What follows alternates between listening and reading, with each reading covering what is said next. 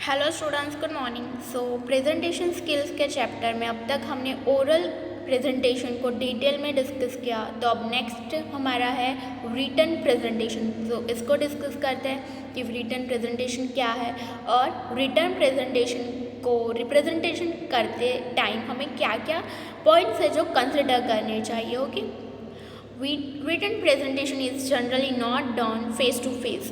तो written presentation generally, यहाँ पे जनरली वर्ड यूज़ किया है, एवरी टाइम नहीं बट जनरली वो फेस टू फेस जब होते हैं हम, तो उस टाइम हम जनरली कौन सी प्रेजेंटेशन यूज़ करते हैं, तो उस टाइम ओरली प्रेजेंटेशन यूज़ होती है। बट रिटन प्रेजेंटेशन जब हम फेस टू फेस ना हो तब यूज़ होती है। That means it is also possible long distance with the help of technology or a gadget। तो उसका मतलब क्या है कि रिटन प्रेजेंटेशन आप जब लॉन्ग डिस्टेंस में होते हो, किसी दूसरे पर्सन कोई दूसरी कंट्री में है, तो उसके साथ आपको कोई मीटिंग करनी होती है, तो वहाँ पे आप टेक्नोलॉजी के यूज़ से भी रिटन प्रेजेंटेशन दे सकते हो और अपने पॉइंट ऑफ व्यू सामने जो पर्सन है उसके सामने रख सकते हो। और यहाँ पे कुछ पॉइंट्स है कि रिटन प्रेजेंटेशन हम करते हैं तो उस टाइम हमें क्या क्या थिंग्स होती है जो कंसिडर करनी चाहिए।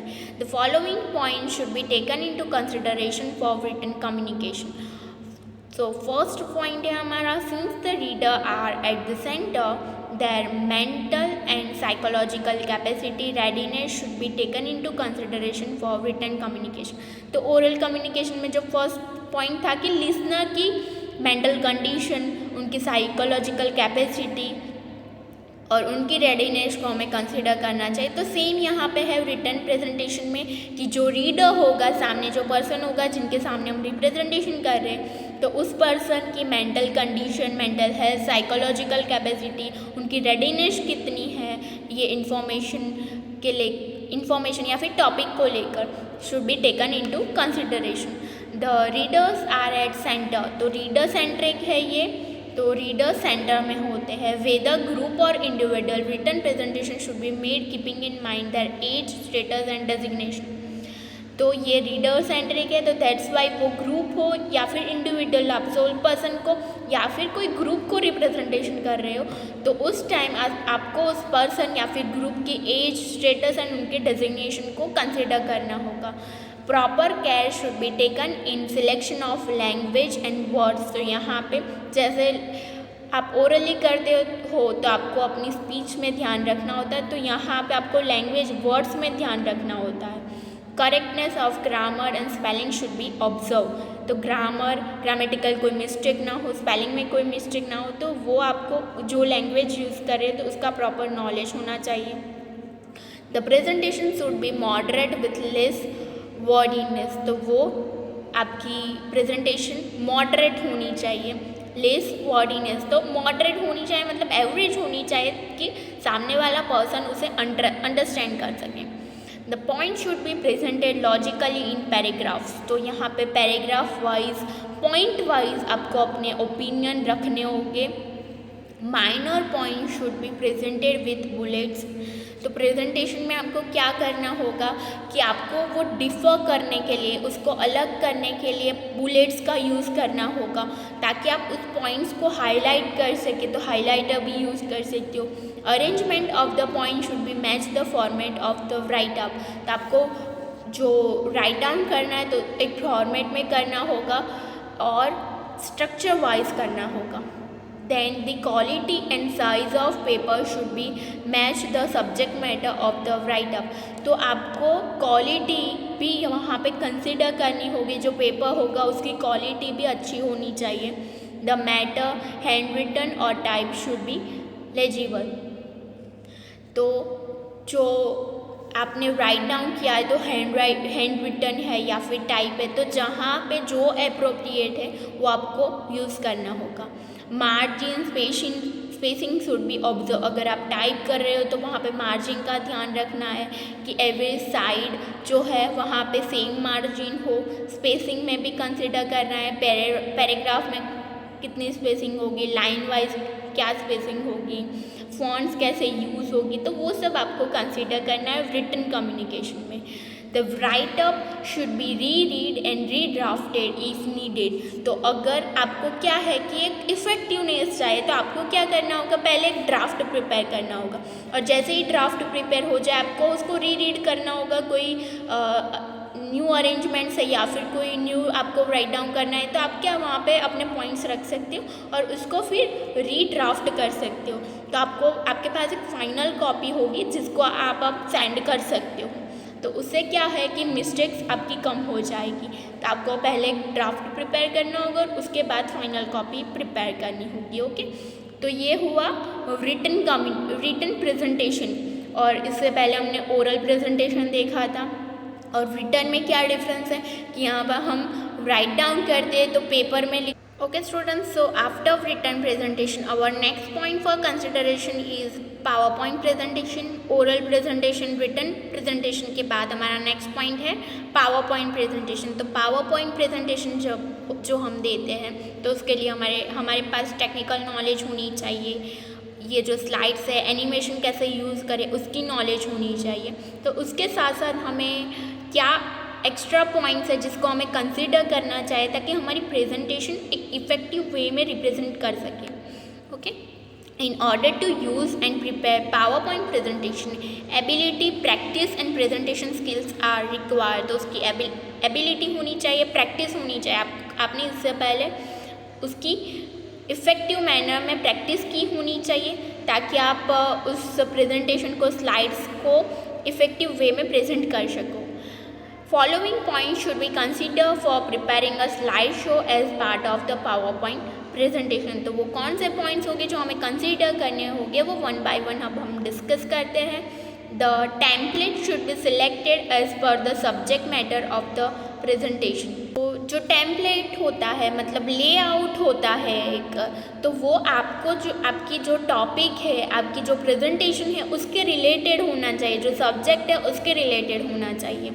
तो पावर पॉइंट प्रेजेंटेशन में बहुत सारे टेम्पलेट्स यूज़ होते हैं। तो आप कोई टीचिंग प्रेजेंटेशन दे रहे हो, टीचिंग के रिगार्डिंग कोई लेक्चर दे रहे हो, तो वहाँ पे आपको एजुकेशन के रिलेटेड जो टेम्पलेट्स होंगे वो यूज़ करने हैं, ना कि कोई मीटिंग के रिलेटेड। तो उसमें आपको कंसिडर करनी होगी कि जो टॉपिक है हमारा उसके कंसिडर हमारा टेम्पलेट होना चाहिए, स्लाइड्स भी उसके अकॉर्डेंस हो। The background colour should enhance the font colour. तो बैकग्राउंड कलर हमारा ऐसा होगा कि हमारे जो फॉन्ट हमने जो राइट डाउन किया है, जो कंटेंट है हमारा, उसको हाईलाइट करें, नॉर कि वो फॉन्ट रीड ही ना हो। तो बैकग्राउंड हमारा ऐसा होना चाहिए कि वो उसके साथ कंपेंसेट हो सके। The layout of the slide should be selected as per the write up. तो लेआउट भी हमें प्रॉपर टॉपिक के रिलेटेड और जो हमारी राइटिंग में इंफॉर्मेशन है उसके रिलेटेड हमें सिलेक्ट करना चाहिए। अगर आप एग्जांपल ले लो कि आप कहीं पे पैराग्राफ लिख रहे हो तो वहाँ पे आप ब्लैंक पेज यूज़ कर सकते हो। कहीं पे आपको डिफ्रेंशिएशन लिखना है तो ऐसी स्लाइड्स भी होती है जहाँ पे आप डिफ्रेंशिएशन के लिए 2 पार्ट्स यूज़ कर सकते हो। तो आपको वो सब कंसिडर करके लेआउट सिलेक्ट करना है। The subject title of the slide should be clearly mentioned in the first slide। तो क्या होगा कि जैसे स्लाइड शुरू होती है तो पहले फर्स्ट स्लाइड कैसी होगी, उसका लेआउट हम कैसे सिलेक्ट करेंगे, जहाँ पे वो उसे हाईलाइट करे, टॉपिक को हाईलाइट करें। देन जैसे जैसे न्यू टॉपिक्स आते हैं तो वहाँ पे फर्स्ट टॉपिक को हाईलाइट किया जाता है, फॉन्ट डिफरेंट होते हैं, उसमें कलरिंग होती है। तो वो सब भी आपको यूज़ करना होगा ताकि आपकी जो प्रेजेंटेशन है वो इफ़ेक्टिव हो, ऑडियंस को अच्छी लगे। Agenda of the presentation should B follow in the next slide. तो जो एजेंडा है प्रेजेंटेशन का वो आपको कैरी ऑन रखना होगा with the every slide should B title. तो जो टॉपिक है उसका टाइटल एवरी स्लाइड में मेंशन होगा, जो कंटिन्यू होता है तो वो एवरी स्लाइड में मेंशन होना चाहिए। The font size of the title should be bigger than the rest of the write up. तो जो टाइटल है उसको हमें डिफ़र करने के लिए उसकी फॉन्ट साइज इंक्रीज़ करनी होगी ताकि वो जो पैराग्राफ होते हैं डिफरेंट तो उससे वो डिफ़र हो सके। Every slide should have a maximum of 5 lines and a maximum of 7 words in each line। तो यहाँ पे इवन लाइन्स के अकॉर्डिंग भी इंफॉर्मेशन दी गई है कि एक स्लाइड में कितने लाइन होनी चाहिए, 5 लाइन्स होनी चाहिए एंड मैक्सिमम 7 वर्ड्स। तो ये ऊपर नीचे हो सकता है थोड़ा, बट ये क्यों दिया गया है, बिकॉज जब आप 5 या 6 या फिर 10 से ज़्यादा लाइन्स एक ही स्लाइड में मेंशन करते हो तो वो बहुत मिक्सअप हो जाता है, रीडेबल नहीं होता है। तो दैट्स वाई जितनी कम लाइन हो, जितने कम वर्ड्स हो एक लाइन में, उतना अच्छा प्रेजेंटेशन होता है। The information should be presented to the point using proper symbols and not in the form of sentences. तो यहाँ पे आपको पूरा सेंटेंस ही नहीं लिखना है, वहाँ पे बुलेट अगर रिक्वायर तो बुलेट यूज़ करो। आपको लाइन लेफ्ट करनी है, उसके बाद दूसरा लाइन लिखनी है, तो उससे क्या होगा, प्रेजेंटेशन अच्छी रहेगी, इन्फॉर्मेशन अच्छे वे में रिप्रेजेंट हो सकेगी। Graphics and animation should be use to illustrate the information. तो डिफरेंट ग्राफिक्स होते हैं, उसकी नॉलेज अगर आपके पास है तो उसको आप यूज़ कर सकते हो, एनिमेशन यूज़ कर सकते हो। Audio visual charts and dynamics effect can be included as per demand of the content. तो ये जो इन्फॉर्मेशन होती है जो आप प्रोवाइड कर रहे हो, तो अगर उसको आप वहाँ पे चार्ट के थ्रू अगर इन्फॉर्म करोगे तो वो बेटर वे में रिप्रेजेंट हो सकेगी। आप डिफरेंट डायनामिक्स यूज़ कर सकते हो। वहाँ पे अगर ऑडियो पुट ऑन करना रिक्वायर है तो आप ऑडियो रख सकते हो। कोई आपको विजुअल मतलब कोई इमेज वहाँ पे पुट ऑन करनी है, जिससे क्या है कि इन्फॉर्मेशन के साथ साथ कोई क्लियर पिक्चर ऑडियंस के माइंड में क्रिएट हो सके। तो ये डिफरेंट वेज है जिसके यूज़ से आप अपनी प्रेजेंटेशन इफेक्टिव बना सकते हो। Total number of slide should B limited keeping in mind the content. तो प्रेजेंटेशन जब आप देते हो तो पूरी एक साथ ही देते हो, तो वहाँ पे आपको स्लाइड्स की टोटल नंबर इतनी भी लार्ज नहीं करनी है, बिकॉज कंटेंट भी कंसिडर करना है, ऑडियंस के पॉइंट ऑफ व्यू भी डिस्कस करने हैं, तो वहाँ पे आप ऑडियंस को भी कंसिडर करना होता है। तो स्लाइड्स की नंबर ज़्यादा नहीं होनी चाहिए। The last slide should thank the audience and query should be invited with readiness to respond. तो लास्ट स्लाइड हमारी क्या होगी, थैंक यू वहाँ पे मेंशन होगा और वहाँ पे ऑडियंस जो है उनकी क्वेरीज भी सॉल्व की जाएगी और जो प्रेजेंटर है वो रेडी है रिस्पॉन्ड करने के लिए। तो लास्ट स्लाइड हमारी इस वे में प्रिपेयर होगी।